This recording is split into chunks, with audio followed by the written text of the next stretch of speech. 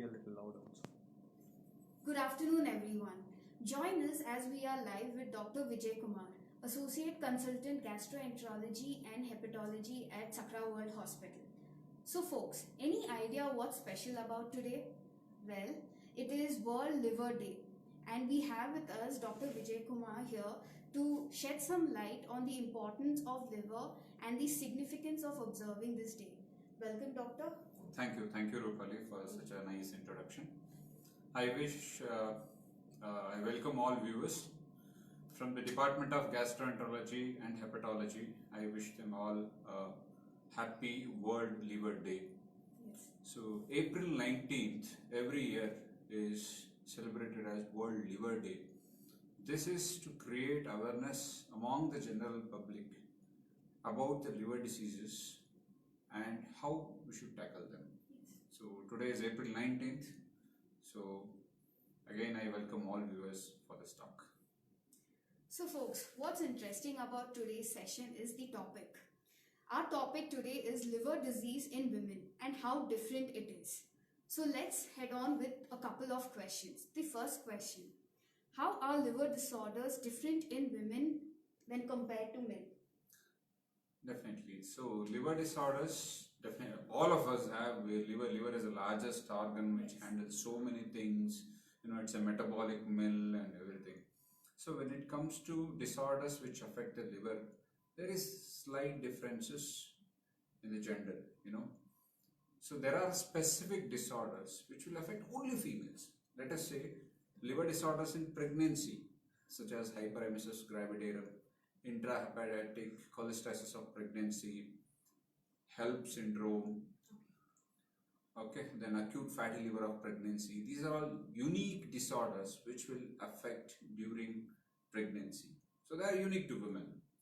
So there are some sort of disorders which are seen in both males and females, but there is slight preponderance or slightly more common in females. For example, some of the autoimmune disorders, autoimmune hepatitis, primary biliary cirrhosis or primary biliary cholangitis, these are all the disorders which are seen in both males and females, but more common in females. Then there is subset of disorders which each, let us say males and females, they behave differently. The response to each disorder or each insult is different. Yes. For example, when it comes to viral hepatitis, particularly hepatitis C, the response among females is entirely different when compared to males.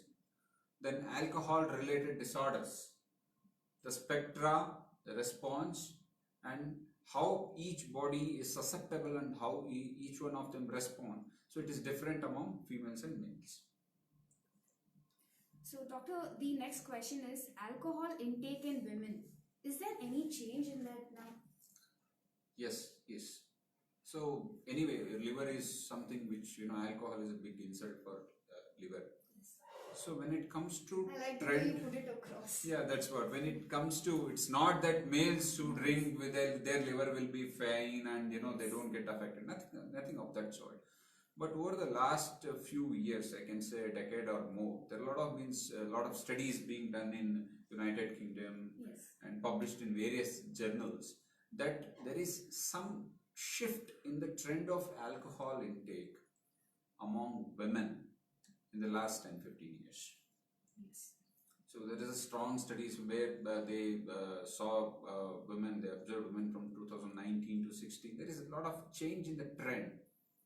There is increase in the incidence of alcohol intake among women.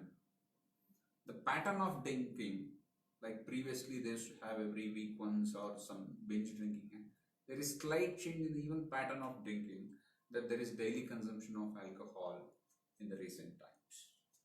Of course, men they were consuming, they had their liver affected, but this is what the recent shift we are seeing among females.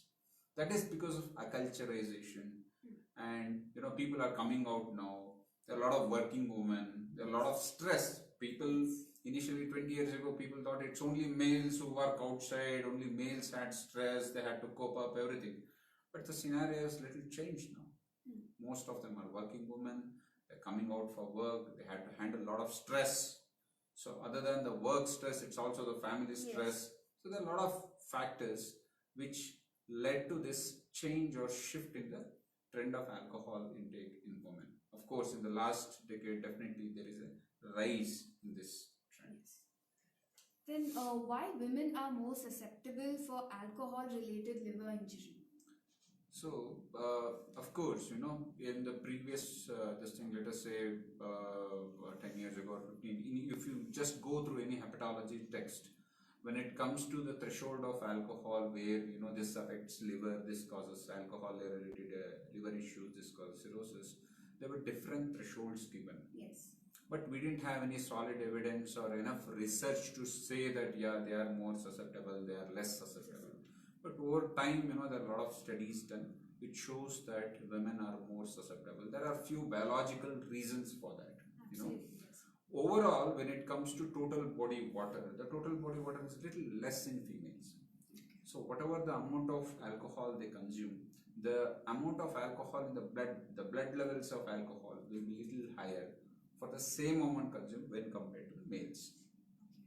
Second, there is a small enzyme in our stomach, that is gastric alcohol dehydrogenase, which will metabolize this. But these enzymes are less in females. Okay? And there is an entity called gut permeability. More gut, if the gut is more permeable, a lot of other bacteria and all those things translocate through the gut into the liver. So a lot of bacteria reaches liver. So this gut permeability is more in women when compared to males. And we all know that liver is something, it's a metabolic mill, it has to handle everything. It has to handle alcohol too. Yes. So in women, because of hormonal effects, particularly estrogen, this estrogen has special stimulating effect on stellate cells of liver. These are all the specialized cells which will initiate fibrosis, which will initiate this cirrhosis or fibrosis or liver damage. In simple words, these are the cells, when activated, will initiate liver damage. So these specialized cells are easily activated in the presence of estrogen. Okay. So it is the hormone which activates these cells. They are easily susceptible. Yes. So in the presence of hormone with even a small amount of alcohol, these cells are easily activated and results in fibrosis. So these are all some of the biological causes, I can say, why women by default are more susceptible for the harmful effects of alcohol. Their liver is more susceptible for harmful effects of alcohol than men. Of course, men do have, but at a low threshold, women are more susceptible. That was interesting, doctor. And another question is natural cause of alcohol-related liver injury. How is it different in women? Yeah. So previously I used to, like I told that the threshold is different for males and female. There was one specific cutoff where, like, say 28 grams of alcohol, this is the limit for males. Whereas you see all studies and all whatever the data we have, the threshold for women was less. They have kept it as 10 grams and some studies have kept it as 14 grams. That means whatever damage the 28 grams will do to males is done by 14 gram in females. So it is not that alcohol will not damage male liver. Yes. It damages, but the amount of alcohol required to damage a liver in women is bit less. Yes. Another thing is a progression of liver disease. Once there is an insult, of course, when there is an insult in the form of alcohol to the liver, from a normal liver to the fibrosis and cirrhosis, the duration is more in males. Whereas in females, for the same amount of alcohol intake or for the same amount of insult which liver undergoes, the progression from a normal liver to fibrosis or cirrhosis is short. It's very quick. So the rapidity is more in case of females. So how is medication-related liver injury in women? Yeah. Liver is a metabolic mill. Liver is something, it's a second largest organ which handles all toxins. Toxins may be in any form. Okay. Most of our medications which we take are handled by the liver. So there is innate enzyme. There are little enzymes which act in the cellular level to detoxify these drugs. Okay, it may be like P450, CYP3A4, and all. These are all enzymes which act at cellular level to detoxify these drugs. And again, there is a lot of genetic variations among females where the enzymes, the level of these protective enzymes which will detoxify drugs are very less. So women are again more susceptible to drug-induced liver injury. The incidence may vary. For example, in the Western data, you see that people are more prone for paracetamol-related liver injuries. Yes. But the incidence of liver failure, liver injury is different, but because of injury, liver fails. That leads to a lot of complication. So the incidence of acute liver failure is more in females when compared to males. Similarly, in India, we have a lot of studies from Bangalore too, that drug-induced liver injury is more common seen in males. But whatever females you see that people with drug-induced liver injury, the chances of liver failure is more. So getting an acute liver failure because of these drugs, for example, it is just paracetamol or it is anti-tubercular drugs, is more. Chances of getting liver failure is more in females. Okay, in that way, so inherited enzyme deficiencies or inherited difficulties or the capability of the microenzymes to handle these toxins will be less in females. So I think it's safe to say that hence we need to consult a physician before going for any medication. No self-medication. Definitely. This is one of the important things, particularly in a country like India, where people are more susceptible. You know, they just go and take over-the-counter medications. You know, they don't wait for any prescription. Another entity is availability of this alternative medications, which is very rampant in India. You know, people take Ayurveda, herbal. Of course, authentic drugs may not have any liver effects, but over-the-counter medications and alternative herbal preparations, all these jadi-booty drugs will definitely damage liver. And more often, you know, in rural India, people don't come out to hospitals, people don't come out to healthcare setup. Any minor issues, even for a jaundice, they don't go on tests in the rural India. They just go buy some herbal medications, which are, you know, often more toxic and more dangerous to liver. So rather than helping them. So what are the liver diseases more commonly seen in women than in men? That's what liver diseases. In my initial talk, I told there are something which are unique to females. Of course, pregnancy-related diseases or pregnancy-related liver issues, which are unique. Of course, they're only in females. But there is subset of diseases like autoimmune hepatitis, where the incidence is more in when compared to males. Of course, males have, but it's more in females. Another entity called primary biliary cholangitis or primary biliary cirrhosis, which is often seen in females. They present early, and the course in what is the difference? You know, if it is found in both males and females, what is the difference? How different it is, and what change it makes? These are autoimmune diseases or the primary biliary cholangitis or primary biliary cirrhosis. They run quite a longer course in female. Okay, and they run a smoother course rather than females, rather than males actually. Another question, that is tumors affecting the liver. Is there any change in pattern among women? Yes, actually, there is a huge gap. You know. So what happens? There are a lot of tumors which affect the liver, both benign tumors and as well as malignant tumors. So malignant are cancerous. So commonly, you know, you might have seen in the OPDs or anything where imaging is done even for another purpose, some other organ they want to evaluate, you get imaging and you find some lesion in the liver. That's more often seen in females. In general, I can say benign tumors are more common in females. That's a blessing, you know. Benign tumors are more common in women.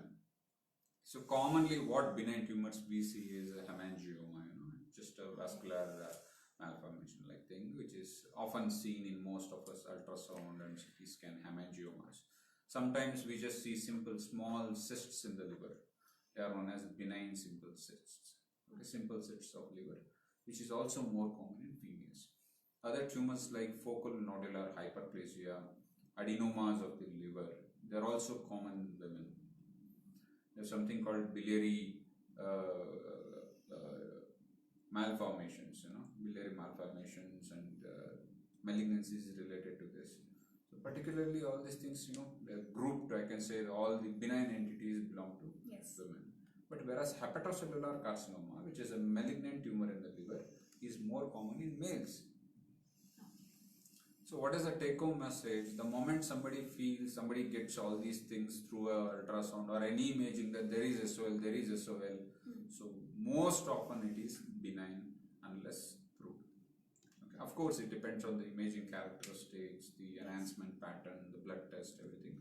But overall, benign tumors are more common in females. Measures to keep healthy liver. Yeah. How do we? Everybody asks, how to maintain liver and how do we keep it healthy? So it starts from our routine activity. How we begin our day. It's very essential that all of us, both males, females, should have a healthy life. We should start our day with exercise. Exercise is a key thing because nowadays, there is a trend in this fatty liver. There is a trend of a lot of obesity, sedentary lifestyle, which Yes. gives, the size of the liver increase. That's the most common thing which we often see in ultrasound, fatty liver. So that leads slowly progresses to fibrosis and cirrhosis. So regular exercises, at least 30-40 minutes in a day, regular aerobic exercise, at least 30-40 minutes in a day, 5 days a week, will give you good cover. One. Second, it's important what we eat. We should focus on what we eat rather than how much we eat. Cutting down carbohydrates really makes a huge difference in our metabolism. So good amount of protein intake, low carbohydrate diet is another thing where we can keep our liver healthy. Of course, we have to be, abstinence from alcohol plays a very important role. Often people keep asking, sir, how much can I take? Alcohol is alcohol in any Yes. form.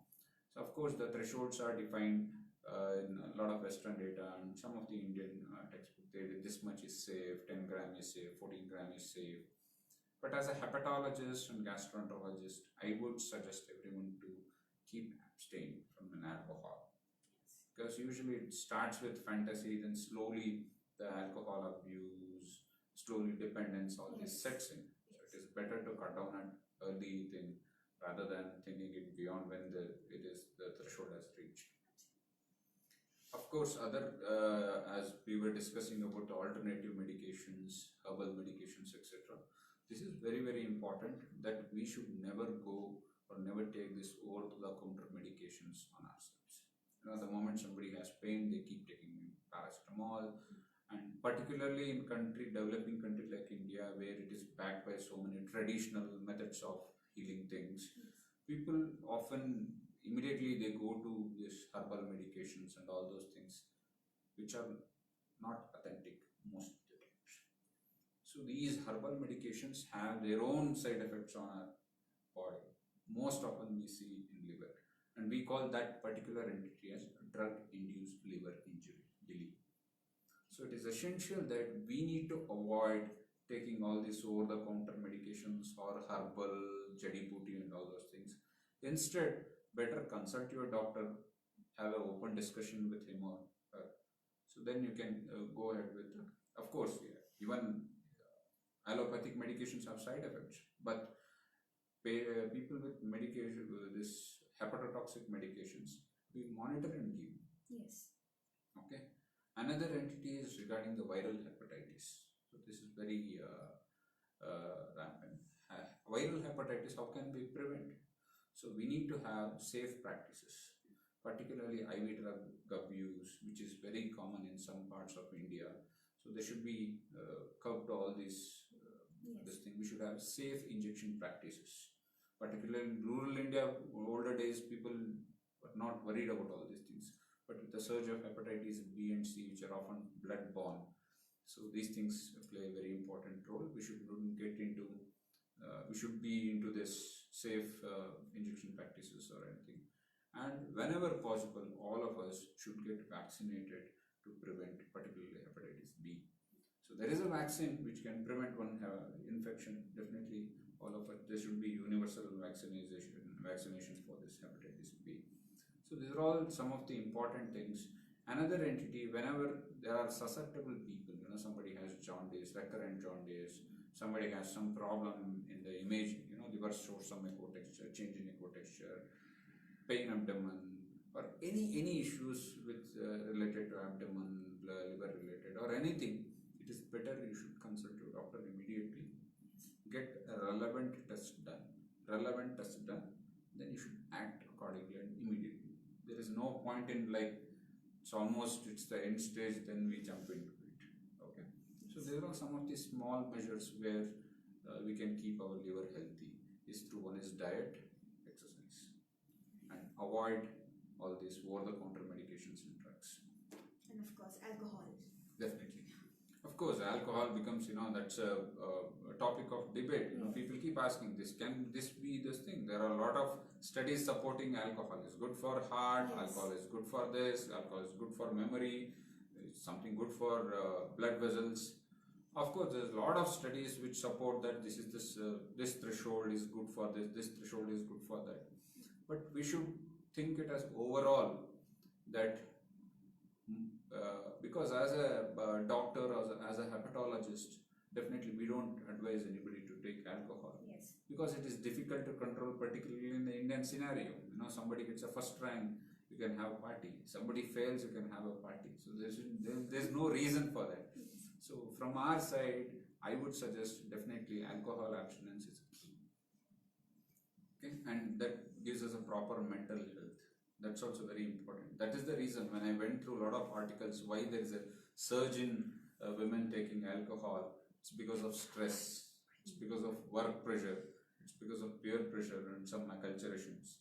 So all these things, when properly managed through diet and healthy lifestyle in the form of anything, exercise, yoga, whatever it is, can cut down all these habits. So, doctor, any takeaway message for our viewers? So today's, April 19th is our World Liver Day.